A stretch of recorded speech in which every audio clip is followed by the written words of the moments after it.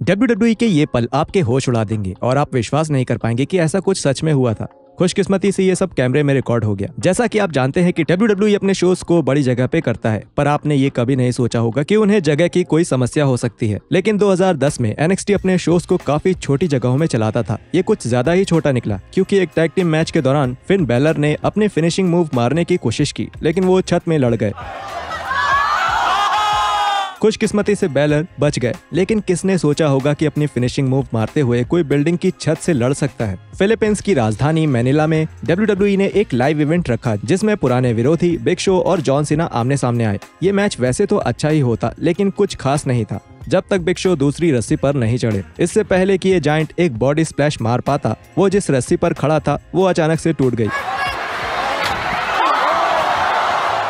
वो कहावत तो आपने सुनी ही होगी कि जो जितना बड़ा होता है वो उतनी ही बुरी तरह से गिरता है, और बिग शो बहुत बुरी तरह से गिरे। खुशकिस्मती से सब ठीक थे, और जीतने के बाद जॉन सीना ने रस्सी उठाकर दिखाया कि नुकसान कितना ज्यादा हुआ था। रेसलमेनिया 33 में 33 लोग Andre the giant battle royal में एक दूसरे से भिड़े। इसमें बहुत कुछ हो रहा था, लेकिन सबसे ज्यादा होश उड़ाने वाला पल रिंग के बाहर हुआ। NFL फुटबॉल के खिलाड़ी रॉब ग्रोनकोवस्की मैच देखने के लिए सबसे आगे की लाइन में बैठे हुए थे। जिंदर महल, जो कि उस मैच के हिस्से थे, वो रॉब के पास गए और उनका कप उठा लिया। अब आप ये देखिए, जिंदर महल ने कप को रॉब पर फेंका और वो कप बैरिकेड पर गिरकर परफेक्टली खड़ा हो गया। ऐसे होने की कितनी संभावना है। ये सच में एक रेसलमेनिया मूवमेंट है। जब ट्रिपल एच के हाथ में WWE की कमान आई, तब वो थोड़ा पावर के नशे में आ गए, लेकिन ये बात थोड़ी ज्यादा आगे बढ़ गई। रॉ के खत्म हो जाने के बाद किंग ऑफ किंग्स गुस्से में थे और सारे फैंस को तुरंत निकल जाने के लिए कहा। जब वो नहीं गए, ट्रिपल एच का गुस्सा बढ़ता ही चला गया, जिसके बाद उन्होंने ये किया।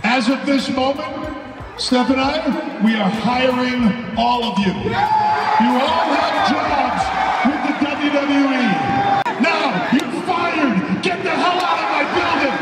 भले ही रिंग को टूटता हुआ देखना मजेदार है, लेकिन ये रिंग के अंदर लड़ रहे रेसलर्स के लिए खतरनाक हो सकता है। बॉबी लैशली एक खतरनाक चोट लगने से थोड़ी ही दूर थे जब चीजें प्लान के मुताबिक नहीं हुई। ड्रू मैकिंटायर के खिलाफ हो रहे एक मैच के दौरान द ऑलमाइटी और द स्कॉटिश वॉरियर ने WWE के मेन इवेंट के लिए इंग्लैंड के न्यू कैसल में फाइट की। दोनों रस्सियों से टकरा के दौड़ रहे थे जब उनमें से एक रस्सी टूट गई। इसे स्लो मोशन में देखने पर आप पाएंगे कि बॉबी लैशली के टकराने से तुरंत पहले ही रस्सी टूटी थी, जिसके कारण वो रिंग के बाहर गिर गए। खुशकिस्मती से उन्होंने किसी तरह अपना सर टकराने से बचा लिया, लेकिन चीजें काफी खतरनाक रूप ले सकती थी। 2016 की शुरुआत में फिन बैलर को टकने में चोट लग गई, जिसने उन्हें कुछ दिनों के लिए रिंग से दूर कर दिया। इसके बावजूद उन्होंने एक टीवी पर न आने वाले NXT शो में आने का फैसला लिया। बेली भी वहां पर थी और उन्होंने फिन से पूछा कि वो उनको अच्छा फील करवाने के लिए क्या कर सकती हैं। बैलर ने द हगेबल वन के कान में कुछ खुसफुसाकर कहा, जिसके बाद बेली दौड़कर रिंग के बाहर चली गई। फिर फिन बैलर की म्यूजिक बजना शुरू हुई और बेली ने अपनी ही तरह से डीमन किंग के अंदाज वाली एंट्री की।